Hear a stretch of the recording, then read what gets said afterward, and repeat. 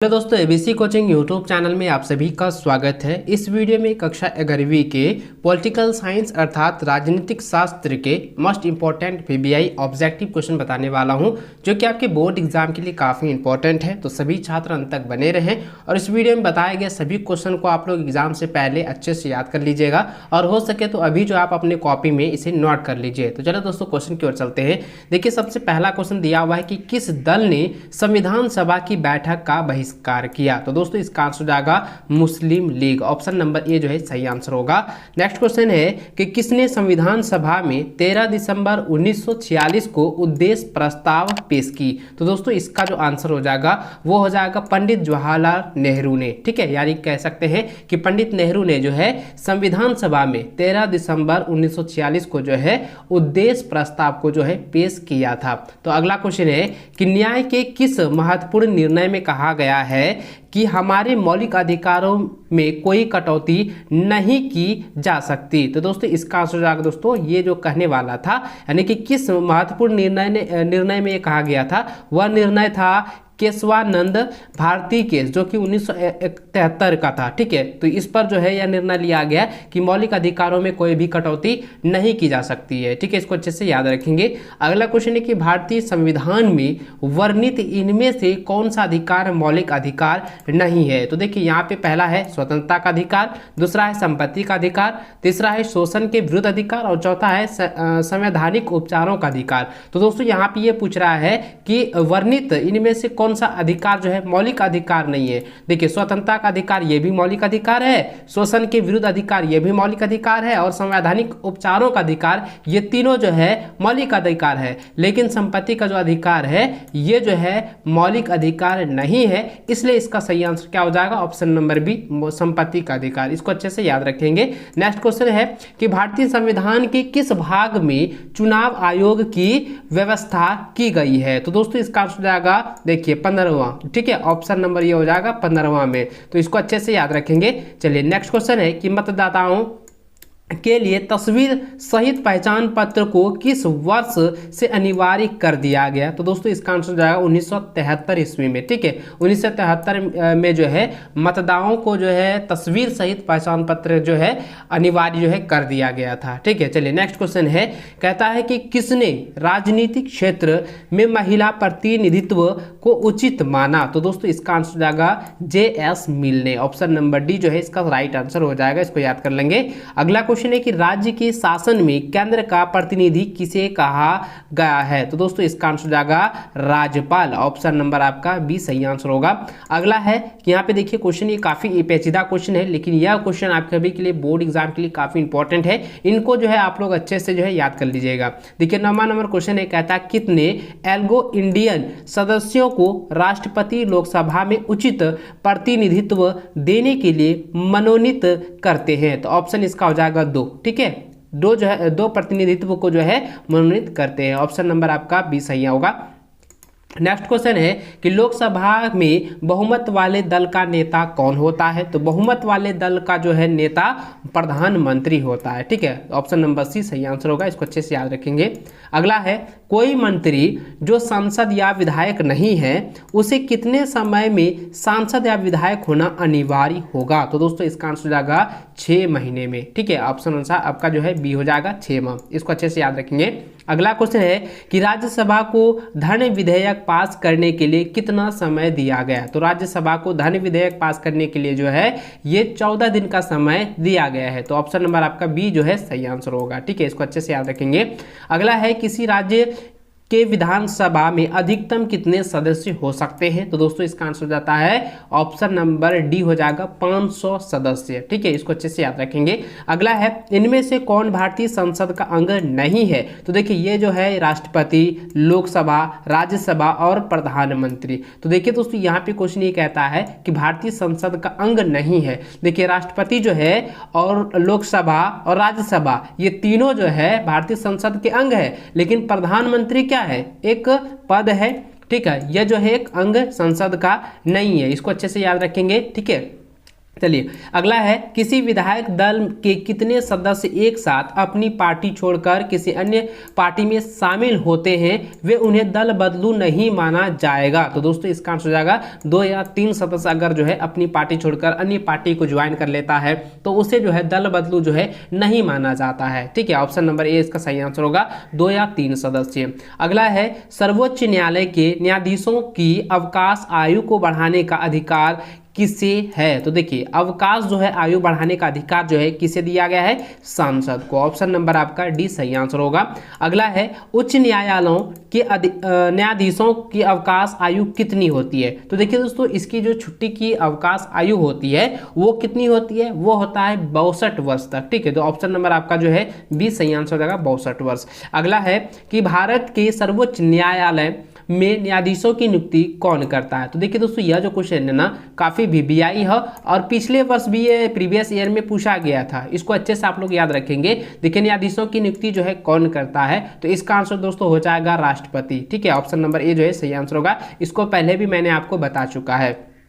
चलिए next question है कि भारत के चुनाव आयोग को किस सूची में रखा गया है। तो दोस्तों इसका आंसर हो जाएगा संघ सूची, जो कि ऑप्शन नंबर आपका ए में दिया हुआ है। ये काफ़ी इजीली क्वेश्चन है और भरसक सभी को जो है ये इस क्वेश्चन का आंसर आप लोगों को पता होगा कि भारत के अब जब चुनाव आयोग होते हैं उनकी जो सूची है वो संघ सूची में रखा गया। इसके बारे में मैंने पूरी तरह से डिस्कस करके आप लोगों को बताया और पढ़ाया भी है। ठीक है, चलिए इसका आंसर क्या हो जाएगा, संघ सूची, याद रखेंगे। अगला है कि केंद्र व राज्यों के बीच शक्तियों के विवरण को किस अनुसूची में रखा गया है। तो दोस्तों इसका आंसर हो जाएगा 7वीं अनुसूची में। ऑप्शन नंबर इसका 20 सही आंसर होगा।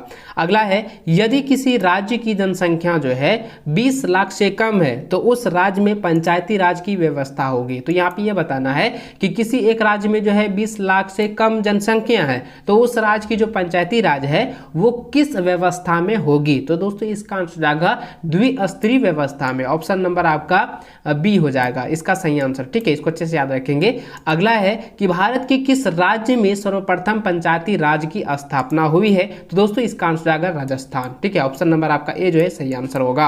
अगला है, भारतीय संविधान का मूल दर्शन क्या है। तो भारतीय संविधान का जो मूल दर्शन होता है वो है लोकतांत्रिक समाजवाद। ठीक है, ऑप्शन नंबर डी जो है इसका सही आंसर होगा, इसको अच्छे से याद रखेंगे।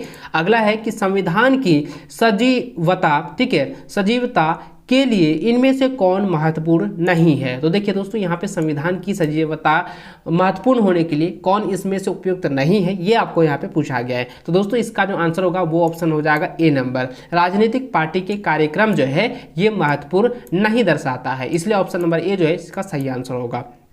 अगला क्वेश्चन है कि भारतीय संविधान के कुछ अनुच्छेद, ठीक है, यानी कहता है कि भारतीय संविधान के किस अनुच्छेद में संशोधन की प्रतिक्रिया या प्रक्रिया का वर्णन है। तो किस अनुच्छेद में जो है ये प्रक्रिया का वर्णन किया गया है। तो दोस्तों इसका आंसर जाएगा अनुच्छेद 368 में इसका जो है प्रतिक्रिया जो है की गई है, इसका वर्णन जो है किया गया है, इसको याद रखेंगे। तो यहाँ पे भारतीय संविधान के संशोधन का प्रक्रिया जो है अनुच्छेद 368 में किया गया है। चलिए नेक्स्ट क्वेश्चन है कि किसे नई राजनीति का पिता कहा गया है। तो नई राजनीति का पिता को जो है मैकियावेली को कहा गया है। ऑप्शन नंबर सी जो इसका सही आंसर होगा। अगला है कि पॉलिटिक्स नामक पुस्तक का लेखक कौन है। तो देखिए दोस्तों आप लोगों को पता होगा कि अभी जो है पॉलिटिक्स जो किस लेखक के द्वारा जो है यह प्रस्तुति की गई है, उस पुस्तक का नाम क्या है आपको तो मैंने पहले भी लाइव क्लासेस में बताया है, और ये इस वीडियो में आपको ये क्वेश्चन जो है मैं आप पर छोड़ देता हूँ, लेकिन फिर भी मैं बता देता हूँ कि इसका जो आंसर होगा ये हो जाएगा अरस्तु, क्योंकि ये काफ़ी इजीली क्वेश्चन है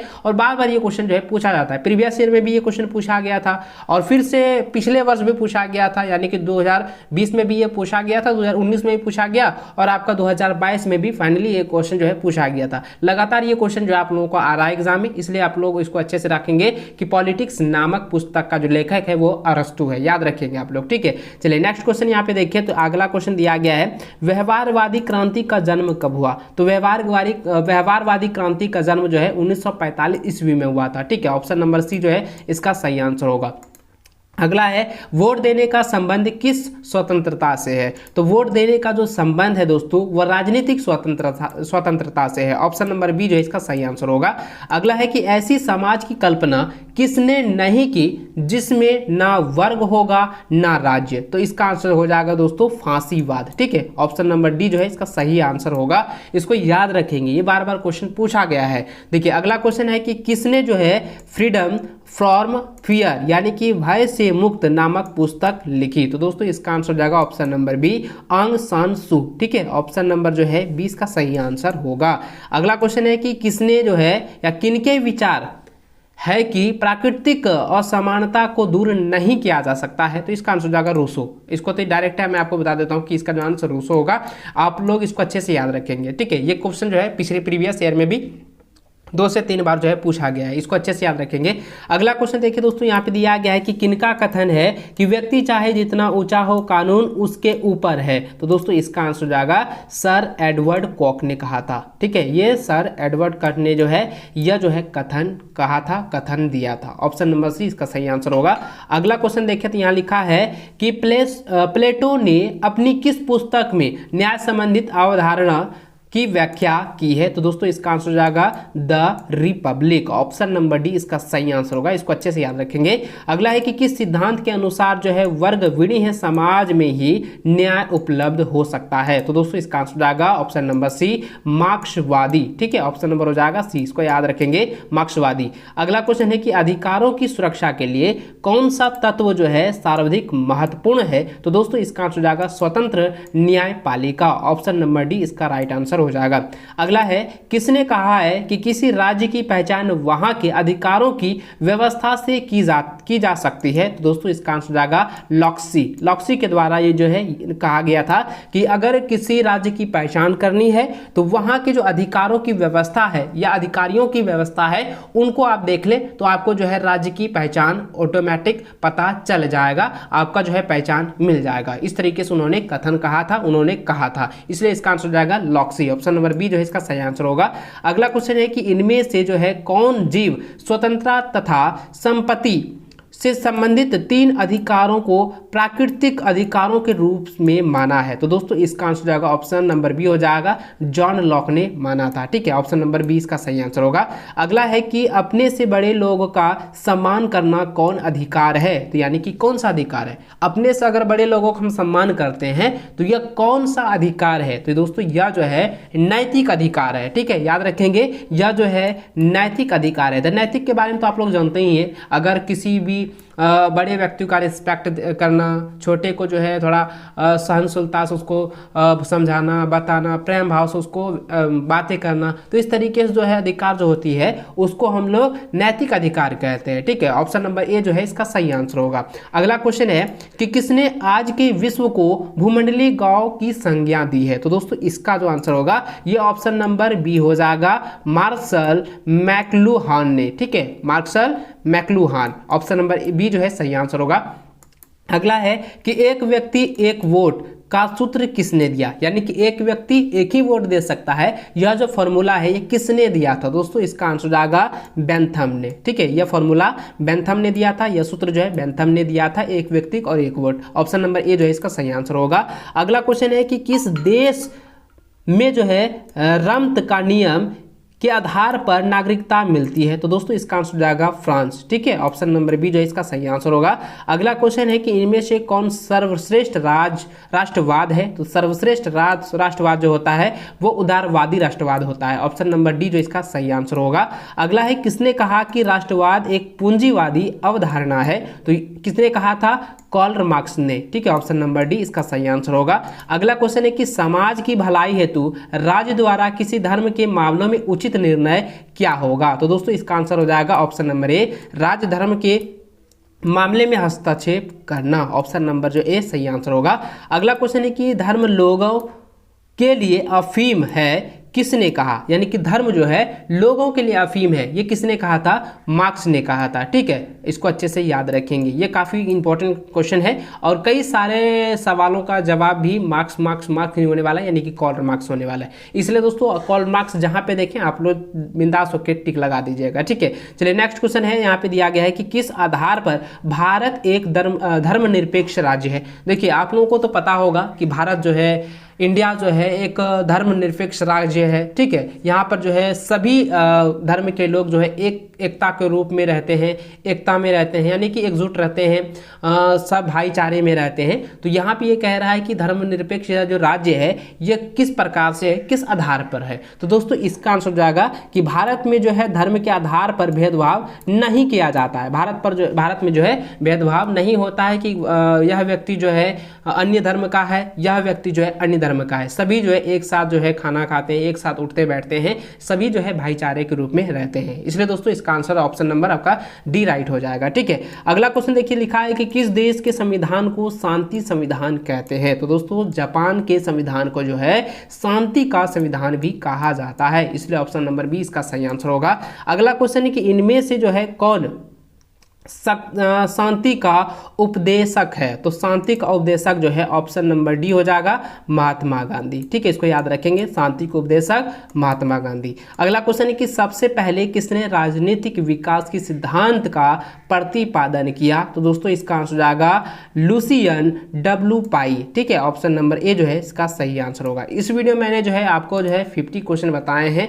इन सभी क्वेश्चन को आप एग्जाम से पहले रट लीजिएगा, याद कर लीजिएगा और हो सके तो अभी जो है कॉपी में इसको अच्छे से नोट कर लीजिएगा। अब ये सभी क्वेश्चन आपकी बोर्ड की परीक्षा के लिए काफ़ी इंपॉर्टेंट है। इनमें से कई सारे क्वेश्चन जो आपकी प्रीवियस ईयर में भी पूछे गए हैं और बार बार पूछते हैं, इसलिए दोस्तों आप इसको अच्छे से याद कर लीजिएगा।